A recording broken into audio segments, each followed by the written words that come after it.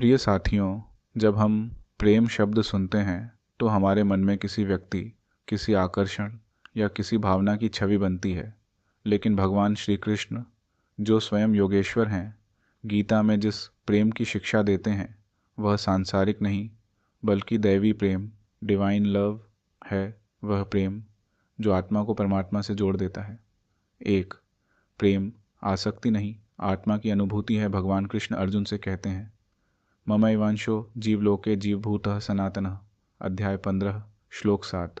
अर्थात हर जीव मेरा ही अंश है, सनातन आत्मा है। इसलिए जब कोई सच्चे अर्थों में प्रेम करता है तो वह किसी देह या रूप से नहीं, उस आत्मा से करता है जो परमात्मा का अंश है। सच्चा प्रेम कभी बंधन नहीं बनाता, वह मुक्ति देता है। 2, प्रेम का अर्थ है अर्पण, संपूर्ण समर्पण। श्री कृष्ण कहते हैं, पत्रम पुष्पम फलम तोयम यो मे भक्त्या प्रयच्छति तदहम भक्त्युपहृतम अश्नामि प्रयतात्मनः, अध्याय 9, श्लोक 22। जो कोई मुझे प्रेम से पत्र, पुष्प, फल या जल भी अर्पित करता है, मैं उस प्रेम को स्वीकार करता हूँ। यहाँ पत्र, पुष्प, फल प्रतीक हैं मन, हृदय और कर्म के।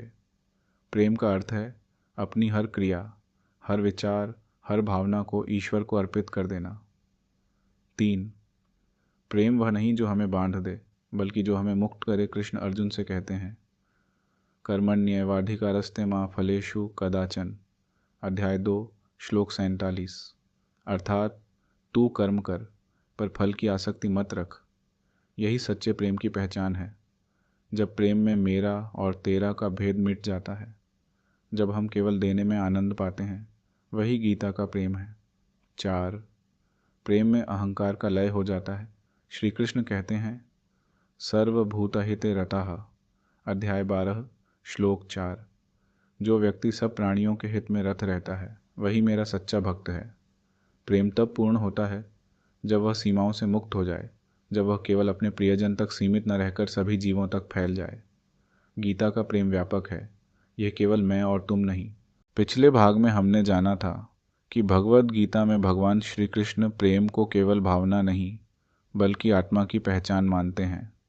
वह प्रेम जो बंधन नहीं बनाता बल्कि मुक्ति देता है। वह प्रेम जो देह से नहीं आत्मा से जुड़ा होता है।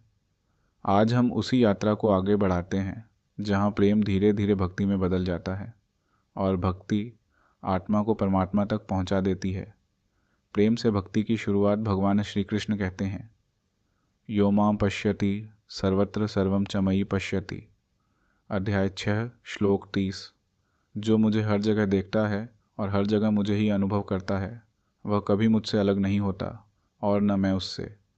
यही वह बिंदु है जहाँ प्रेम भक्ति में बदलता है, क्योंकि भक्ति का अर्थ है हर रूप में उसी एक का दर्शन करना। जब प्रेम किसी व्यक्ति, किसी वस्तु, किसी रूप तक सीमित नहीं रहता बल्कि समस्त सृष्टि तक फैल जाता है, तब वही प्रेम भक्ति कहलाता है। भक्ति का अर्थ है हर अनुभव में ईश्वर को देखना, हर कार्य में ईश्वर को महसूस करना, हर पीड़ा, हर आनंद में यह जानना कि यह भी उसी की लीला है। प्रेम इच्छा से जुड़ा है। भक्ति विश्वास से। प्रेम में अक्सर कोई ना कोई अपेक्षा होती है, प्राप्ति की, उत्तर की या पहचान की, परंतु भक्ति में अपेक्षा नहीं होती, वहाँ केवल विश्वास होता है। श्री कृष्ण कहते हैं, अनन्याश्चिन्तयन्तो मां ये जना पर्युपास्ते, अध्याय 9, श्लोक 22। जो लोग बिना किसी और विचार के केवल मुझे स्मरण करते हैं, मैं स्वयं उनकी हर आवश्यकता पूरी करता हूँ। भक्ति में भक्त यह नहीं कहता, भगवान मुझे यह दो। वह कहता है, भगवान जो दो वही अच्छा।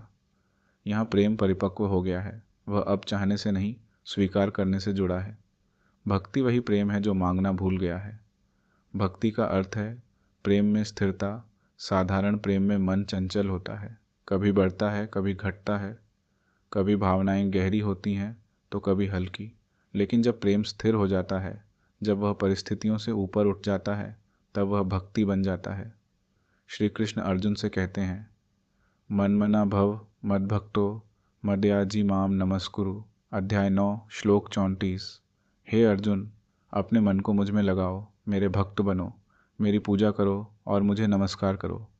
इसका अर्थ है हर क्षण अपने विचारों को ईश्वर से जोड़ देना, यह स्थिरता ही भक्ति का मूल है। भक्ति केवल उपासना नहीं, जीने का ढंग है। कई लोग सोचते हैं कि भक्ति का अर्थ है मंदिर जाना, माला फेरना या भजन गाना, परंतु गीता के कृष्ण कहते हैं भक्ति वह है जो हर कर्म में झलकती है। यट करोषि यदश्नासि यज्जुहोषि ददासी यट यट्टपस्यसि कौन्तेय तत्कुरुष्व मदर्पणम। अध्याय 9 श्लोक 27। अर्थात जो कुछ भी तुम करते हो, जो कुछ भी खाते हो, जो भी यज्ञ या तप करते हो, वह सब मुझे अर्पित करो।